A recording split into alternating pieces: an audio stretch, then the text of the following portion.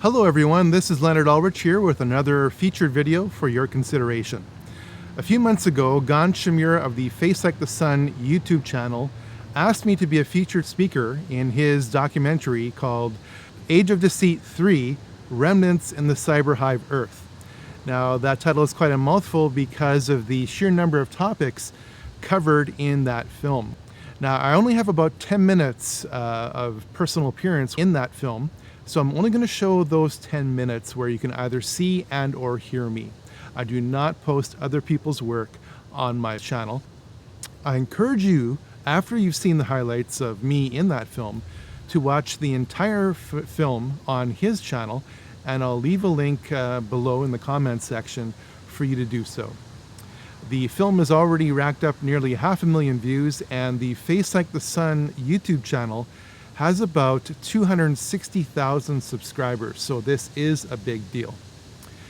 There is one more section to film in my upcoming documentary, and then it's all downhill from there. I'm going to be mum about that for now, and you'll see more videos to come due to improving health. That's a story in itself. So in the meantime, enjoy these 10 or 11, 12 minutes of highlights, and we'll see you soon. The kind of frivolous spending by our military-industrial complex might be the most absurd, yet unpunishable public crime of our generation, enabling the kind of corrupt systems, like human trafficking, arms dealing, and drug smuggling, to become the way of the world. In other words, we no longer have a form of sound money. I would say that money must be a long-term store of value and a unit of account that is portable, durable, divisible, interchangeable, and scarce. Now, with that definition in mind, I no longer consider the US dollar and any other fiat currency to be money, because trillions, as we will see, have been printed up. And that literally devalues the function of our labor. Since 2008, approximately $40 trillion has been printed up just by the United States Federal Reserve alone to bail out the big banks, to fund the Pentagon as an enforcement arm for the United States dollar, and the bad bets that Wall Street has made, I mean the really bad bets, have been absorbed by the United States Federal Reserve to the point of about 3.5 trillion. So when you add $29 trillion worth of bailouts by Wall Street on behalf of the Federal Reserve, plus about $6.5 trillion that has gone quote unquote missing from the Pentagon in an effort to enforce the value of the US dollar around the world, plus about $3.5 trillion, that's about $40 trillion. Now, that number is just so abstract that the average person can't relate to it. So let me break that down for you. When you take $40 trillion and you divide it by the number of households in America, that works out to about $315,000 per household, which is nuts. That is more than enough to pay off all, I repeat, all residential mortgages in the United States. So back to your question about gold. Gold has been the #1 standard by far of what money has been and still is in many cultures, because it is a natural product. It is a natural resource. It exists in the earth. It can't be simply conjured up by authorized keyboards.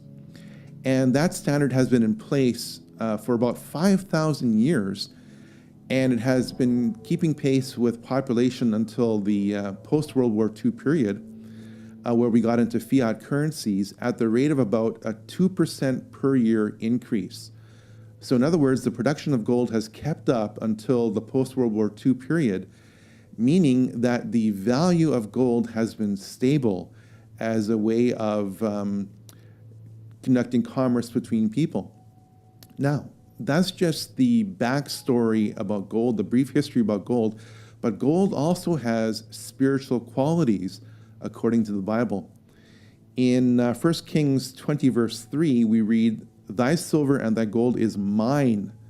Thy wives and also thy children, even the goodliest, are mine." In other words, God values gold and silver and everything that you have.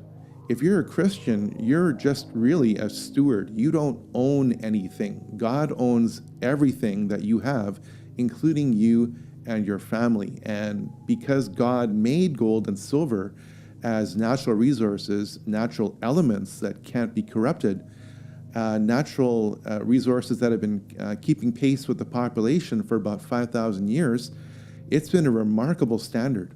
And like I said, it's only been in the past 60 years or so where we have literally gone off the deep end and have created mountains of debt, which are just totally unnatural as opposed to God's standards. The unseen bodies who are behind the advancement and emergence of the cyber-hive Earth economy are perhaps far more ancient in origin. Matthew 6:24, "No one can serve two masters, for either he will hate the one and love the other, or else he will hold to the one and despise the other. Ye cannot serve God and mammon." Now, it's very interesting that the Hebrew word for money is mammon. And that word has been characterized over many centuries as being synonymous with an evil spirit that can hover over money or be expressed through money should people choose to make money their master instead of God. So it's been anthropomorphized, if you will, in many cases where people are addicted to money. Money can be deceitful in that at the times where you have a lot of it, you tend to think more highly of yourself than you should. So money is kind of a double-edged sword.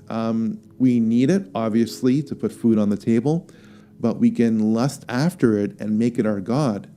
And spiritually speaking, the Bible clearly warns in hundreds of verses that there is a spiritual effect behind money if we choose to become addicted to it. Money is a symbolic token for human life. If you think of all the thousands of hours you spend throughout your whole working life earning money to put food on the table and hopefully save for a rainy day, the bankers throughout history are more than aware that your life is tied up to a great degree in the pursuit of money. So the bankers are more than aware that when they make financial manipulations, they are actually manipulating your life. It's not just numbers on a computer screen that we're familiar with in 21st century. We're talking about slavery. The blockchain is built by computer users around the world competing to be the first to solve mathematical problems as issued by the central authorities of each cryptocurrency. Each problem requires progressive amounts of computing power to solve, which represents a financial investment. Once a mathematical problem is confirmed to be solved, a cryptocurrency unit is issued to the owner of the computer system which provided the solution as a reward for proof of work. Now keep that phrase, proof of work, in mind. Each mathematical solution is called a block and is linked to other mathematical solutions in a cryptographic chain of data, hence the term blockchain. Now, how does this all fit into a Bible prophecy? Well, like I said before, trust of governments and trusts in the world financial systems is at an all-time low. And when you think about more Bible prophecy, that stands to reason, because the Bible says towards the end of the age, there will be an increase in laws and in lawlessness. So you can't necessarily trust your financial institution anymore. You can't necessarily trust your government anymore, no matter who's in office. So the whole blockchain system of distributed ledger technology should, and I said should, offer us a solution to avoid trust issues. The problem is that the Bible is very clear, especially in the book of Revelation, that there will be some kind of technology, some kind of mark where everyone cannot buy and sell without having access to that mark. And when you think of certain tech lords in Silicon Valley developing technologies like graphene, it certainly stands to reason that the mark, no matter what form it takes eventually, is literally an authentication system, a way for the system to prove who you are so you can get access to that system. It was inconceivable 50 years ago, even 20 years ago, that we would have a computer network system that would control the economies of the entire world. But that day is no longer on the horizon, it's already here. And when you combine quantum computing with artificial intelligence, with the blockchain, and a whole host of other technologies like programmable matter, where you can literally print up the object that you were shopping for online in your own home, then the entire economy that we know of is turned upside down. But that is the point where we are at right now. So it's daunting on one hand and it's exciting on the other, because I have every reason to believe that when you consider about 6,000 years of recorded history, that we have every reason to believe that we are in the final 1% of human history.